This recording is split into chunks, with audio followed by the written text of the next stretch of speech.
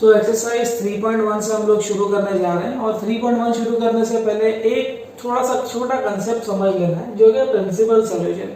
Principal solution क्या होता है? प्रिंसिपल सॉल्यूशन एक ऐसा आप एंगल बोल सकते हो कि मतलब आपको कुछ क्वेश्चन दिया रहेगा और आप है ना एंगल्स फाइंड करोगे, एंगल नहीं एंगल्स फाइंड करोगे और वो एंगल्स का जो वैल्यू आएगा ना वो 0 to 2 पाई के बीच में होगा। बस इतना ही हमने को याद रखना और अपने यही प्रिंसिपल सॉल्यूशन बनेंगे। तो हर सम में जितने भी हम लोग अभी फर्स्ट कैटेगरी के अंदर 5-6 सम्स है वो हम लोग अभी सॉल्व करेंगे और ये सम्स के जो हम लोगों को प्रिंसिपल सॉल्यूशन मिलेंगे, मतलब 2 वैल्यूज मिलेगी। तो ये प्रिंसिपल सॉल्यूशन हम लोग अभी स्टार्ट करते हैं। फर्स्ट वाले क्वेश्चन से हम लोग शुरू करते हैं। तो यहाँ पर cos थीटा दिया हुआ है तो आप लिख दो cos थीटा इक्वल्स टू 1/2। अब जो एंगल दिया है ना आपको वही एंगल को चेक करना है। cos theta equals to 1/2। अब आप क्या करो, ये जो साइड में मैंने टेबल दिया हुआ है तो cos थीटा बराबर ना cos थीटा, यहाँ पर ये cos थीटा से कंपेयर नहीं कर, हम लोग सिर्फ देख रहे हैं यहाँ पर cos थीटा दिया हुआ है अपने को। तो cos थीटा की वैल्यू 1/2 कहाँ पर आती है अपने पास में? तो यहाँ देखने का cos 60 इज 1/2। अब ये 60 जो है ये डिग्री मोड में है। अब मेरे को अगर रेडियन मोड में चाहिए तो cos π/3 की वैल्यू क्या आ रही है? 1/2 आ रही है। तो मतलब मैं ऐसा लिख सकता हूँ कि cos theta is equal to instead of 1/2 I can write cos π/3। तो अगर आप यहाँ पर देखोगे थीटा की जगह पर क्या दिख रहा है अपने को? थीटा की जगह पर दिख रहा है π/3। सो देयरफॉर ऐसा लिख सकते हैं since theta equals to π/3 and therefore principal solution कि अपना जो π/3 है क्योंकि 60 डिग्री है बराबर ना, तो theta which is equal to π/3 and it lies between 0 to 2 pi. ये मिल गया मुझे मेरा पहला प्रिंसिपल सॉल्यूशन।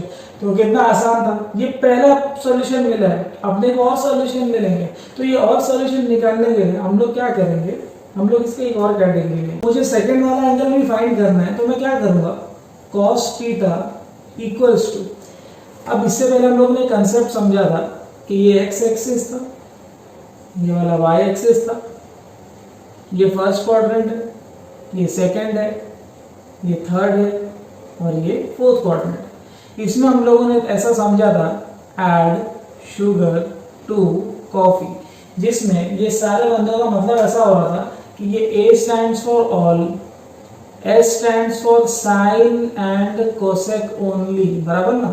इसका मतलब कि फर्स्ट क्वाड्रेंट में सारे बंदे पॉजिटिव, सेकंड क्वाड्रेंट में only sine and cosec positive, third quadrant में only tan and cot positive and fourth quadrant में only cos and sec positive. अब मैं क्वेश्चन आप लोगों से ये करता हूँ कि कॉस कौन से क्वाड्रेंट में पॉजिटिव आएगा? तो आप लोगों का जवाब सिंपल है कि कॉस जो है फोर्थ क्वाड्रेंट में पॉजिटिव आएगा। तो हम लोगों ने ऐसा लिखा था 0 90 डिग्री बराबर, 90 डिग्री को हम लोग π/2 भी बोलते हैं बराबर ना।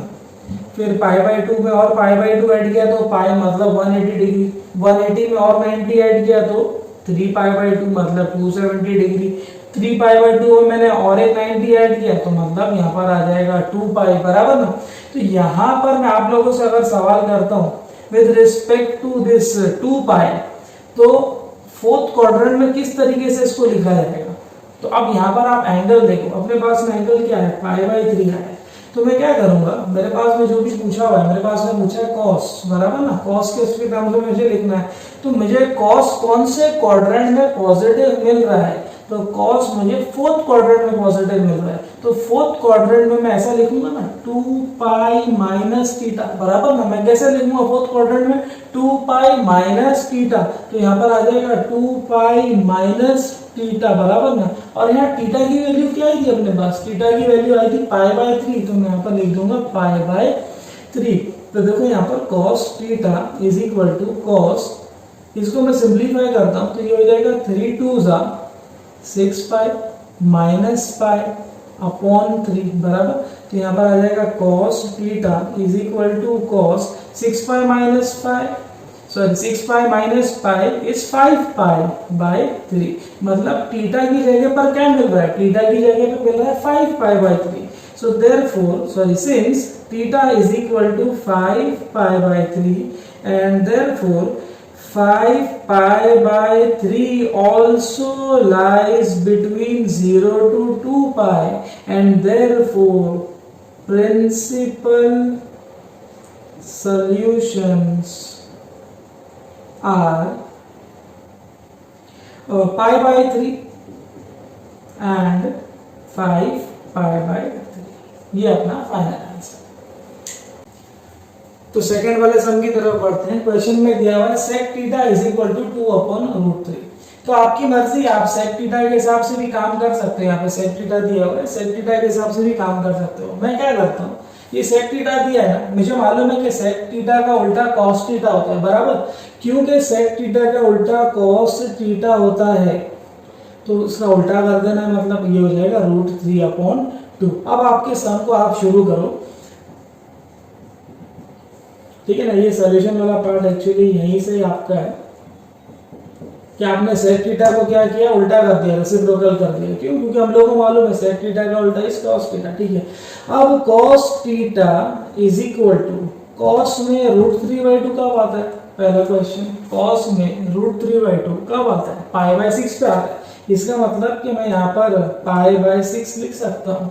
तो थीटा की वैल्यू मिल रही है π/6। So therefore since theta is equal to π/6, therefore जो ये थीटा अपने पास आया है, it lies between 0 and 2 pi.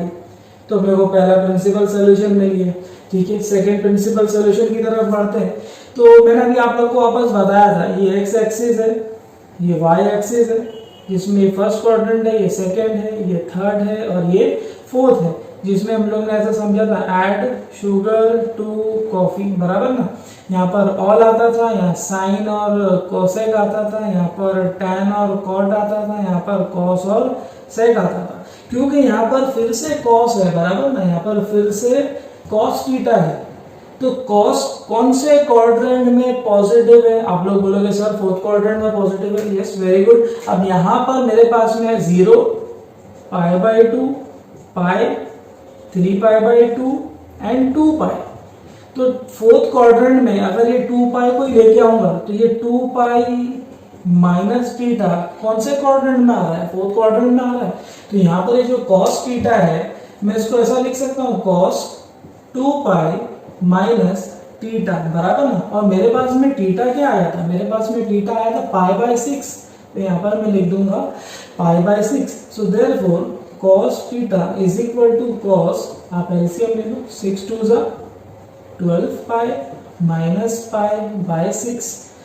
cos theta is equal to cos 12 pi minus, यहाँ पे कुछ नहीं तो अंडरस्टूड है 1, तो 12 में से 1 गया तो 11 बचेगा ना, तो 11 π/6। तो मेरे पास में थीटा की एक और वैल्यू आ रही है which is equal to 11 π/6 and therefore मेरा जो 11 π/6 का वैल्यू है, it lies between 0 and 2 pi. So therefore principal solutions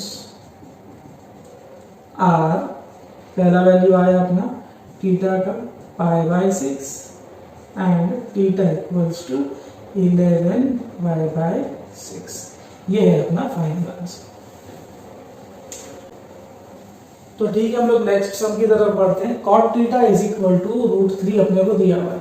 तो cot थीटा है, मैंने बोला कि आप cot थीटा को भी लेके डायरेक्ट सॉल्व कर सकते हो, लेकिन मैं क्या काम करूंगा मालूम, मैं पहले 3 वालों के साथ में यही रहूंगा। तो cot का उल्टा क्योंकि tan होता है, तो cot का हम लोग उल्टा कर देंगे। तो cot का उल्टा विल बी tan थीटा। अब √3 के नीचे कुछ नहीं है तो अंडरस्टूड है कि क्या है, 1 है, तो इसका आप उल्टा कर दोगे तो ये हो जाएगा 1/√3। ठीक है। अब आपको क्वेश्चन है कि tan 1/√3 कब होता है? tan का वैल्यू 1/√3 कब होता है? π/6 पर होता है। तो आप यहाँ पे लिख दोगे tan π/6। तो मेरे को देखो यहाँ पे थीटा की वैल्यू मिल जा रही है, थीटा की वैल्यू आ रही है π/6। तो सिंस थीटा की value is equal to π/6, therefore theta मतलब ये जो π/6 है, it lies between 0 to 2 pi. तो ये मुझे फर्स्ट प्रिंसिपल सॉल्यूशन मिला। सेकंड प्रिंसिपल सॉल्यूशन के लिए सेम काम करना पड़ेगा। तो tan theta is equal to, अब tan कौन से क्वाड्रेंट में पॉजिटिव होता है, ये वापस से यहाँ पर हम लोग x एक्सिस और y एक्सिस बनाकर ले लेते हैं। अब यहाँ पर हम लोगों को मालूम है ये फर्स्ट है, ये सेकंड क्वाड्रेंट है, ये थर्ड है और ये वापस से फोर्थ क्वाड्रेंट है। शॉर्ट में समझेंगे, ऐड शुगर टू कॉफी। तो यहाँ पर ये जो टी था ये टैन और कॉट के लिए आता था। तो ये जो टैन है कौन से क्वाड्रेंट में पॉजिटिव है, टैन थर्ड क्वाड्रेंट में पॉजिटिव है, बराबर ना। अब मेरे को मालूम है यहाँ पे जो वैल्यूज आती थी वो ऐसा होता था 0, π/2, पाई, 3π/2, 2π। मतलब कि मैं पाई में कितना एंगल ऐड करूंगा और कितना एंगल सब्ट्रैक्ट करूंगा। अगर मैंने पाई में कुछ एंगल ऐड किया तो ये थर्ड क्वाड्रेंट में चला जाएगा, और मैंने पाई में कुछ एंगल सब्ट्रैक्ट किया तो ये सेकंड क्वाड्रेंट में चला जाएगा। तो मेरे को ये पता करना है कि भाई टैन कौन से क्वाड्रेंट में पॉजिटिव है, बराबर ना। पाई में आप ऊपर भी आ सकते हो, नीचे भी आ सकते हो। ये भी डाउट आता है बहुत से लोगों को, सर ऊपर वाला लेंगे तो चलेगा क्या? नहीं, अपने को ये बताना है कि टैन और कौन से क्वाड्रेंट में पॉजिटिव है। तो टैन जो है वो थर्ड क्वाड्रेंट में ही पॉजिटिव है, बराबर ना। जब वो थर्ड क्वाड्रेंट में पॉजिटिव है तो ऑब्वियस सी बात है कि आप पाई प्लस थीटा लोगे, ना कि पाई माइनस थीटा लोगे। तो यहां पर आ जाएगा पाई प्लस थीटा। समझ में आ रही है बात? तो यहाँ पर थीटा की वैल्यू क्या है, थीटा की वैल्यू है π/6। तो यहाँ पर आ जाएगा π/6। सो देयरफॉर tan, इसका एलसीएम लेंगे तो ये हो जाएगा 6π, बराबर ना। 6π plus π/6 which is equal to tan 7π/6। मतलब समझ में ही आ रहा है कि थीटा का वैल्यू जो है वो 7π/6 है, बराबर ना। थीटा का वैल्यू क्या है, 7π/6। तो मैं यहाँ पर लिखता हूँ since theta is equal to 7π/6, so therefore बराबर 7π/6 lies between 0 to 2π, and therefore principal solutions are π/6 and 7π/6। ये आपका फाइनल आंसर। तो चलिए फोर्थ क्वेश्चन की तरफ बढ़ते हैं। अब कितने लोग ऐसा सोच रहे होंगे कि सर हम लोगों को आप बिना कन्वर्ट किए भी तो करा के बताओ। तो फोर्थ वाला सब टेंशन नहीं, हम लोग बिना कन्वर्ट किए करके देखते हैं। कॉट थीटा की वैल्यू जो है 0 डिग्री दिया हुआ है, तो अब मैं यहाँ पर टैन नहीं करता हूँ, मैं इसको कॉट ही रहने देता हूँ। तो कॉट थीटा, ठीक है ना। तो अब हम लोग को ये देखना है कि कॉट कितनी वैल्यू पर 0 आता है, बराबर। कॉट कितनी वैल्यू पर 0 आता है, तो कॉट 0 कितनी वैल्यू पर आता है, π/2 पर आता है। तो मैं यहाँ पर लिख सकता हूँ कॉट π/2। मतलब समझ में ये आ रहा है कि थीटा की वैल्यू जो है वो π/2 है, और ये जो π/2 है it lies between 0 to 2π। So therefore मेरा फर्स्ट प्रिंसिपल सॉल्यूशन आ गया। ठीक है, आगे बढ़ते। अब हम लोगों ने वापस वही कंसेप्ट थोड़ा समझ लेना है। शॉर्ट में वापस से मैं लिख देता हूँ यहाँ पर ऐड शुगर टू कॉफी। मैंने यहाँ पर आप लोगों को बताया था ये 0 रहता है, ये π/2 रहता है, ये पाई रहता है, ये 3π/2 रहता है, ये 2π रहता है, बराबर ना। अब हम लोगों को ये जो कॉट वाला बनता है ये देखना है कि कौन से क्वाड्रेंट में पॉजिटिव है, बराबर ना। तो ये ए का मतलब ऑल होता था, यहाँ साइन और कोसेक आता था, यहाँ पर टैन और कॉट आता था। अपना काम हो गया है, आगे वाला भी समझ लेते, कॉस और सेक आता था। अपने को सिर्फ ये वाले बंदे से लेना देना है सिर्फ। ये फर्स्ट क्वाड्रेंट है, ये सेकंड क्वाड्रेंट है, ये थर्ड क्वाड्रेंट है और ये फोर्थ क्वाड्रेंट है। तो मैं अगर आप लोगों से बोलूंगा कि टैन कौन से क्वाड्रेंट में पॉजिटिव आता है, तो आप लोग बोलोगे सर थर्ड क्वाड्रेंट में आता है। मैं आप लोगों से पूछूंगा कॉट कौन से क्वाड्रेंट में पॉजिटिव आता है, आप बोलोगे सर थर्ड क्वाड्रेंट में आता है। ठीक है, अपने पास क्या अवेलेबल है, अपने पास में कॉट अवेलेबल। हम लोग ने यहाँ पे कन्वर्ट नहीं किया, कॉट को टैन में हमने कन्वर्ट नहीं किया। तो यहाँ पर जो कॉट है, कॉट को हम लोग यहाँ पर देखेंगे कि cot theta equals to cot कितने पर अपने को यहाँ पर पॉजिटिव वैल्यू मिल जाएगी। तो अब यहाँ पर मेरे पास में जो पाई दिया हुआ बराबर ना, अगर ये पाई में मैं कुछ वैल्यू को ऐड कर देता हूं, समझ में आ रही बात, पाई में अगर मैं कुछ वैल्यू को ऐड कर देता हूं तो मेरे को कॉट की वैल्यू पॉजिटिव मिल जाएगी बराबर ना। मतलब पाई में मैं कुछ एंगल को ऐड कर दूंगा, कितना एंगल ऐड करूंगा, थीटा ऐड करूंगा बराबर ना। तो थीटा की वैल्यू क्या है मेरे पास में, थीटा की वैल्यू आई है π/2। तो यहां पर आ जाएगा कॉट, एलसीएम लिया तो यहां पर आ जाएगा 2π प्लस π/2 जो कि हो जाएगा कॉट 3π/2। इसका मतलब कि cot theta equals to 3π/2, theta की जगह पे 3π/2। तो since theta is equal to 3π/2 and therefore 3π/2 lies between 0 and 2π। ये अपना फाइनल आंसर है।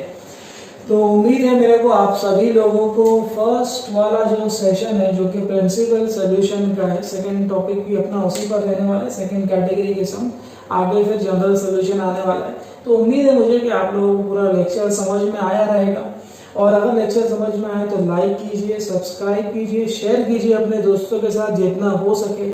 मिलते हैं फिर अगले वीडियो।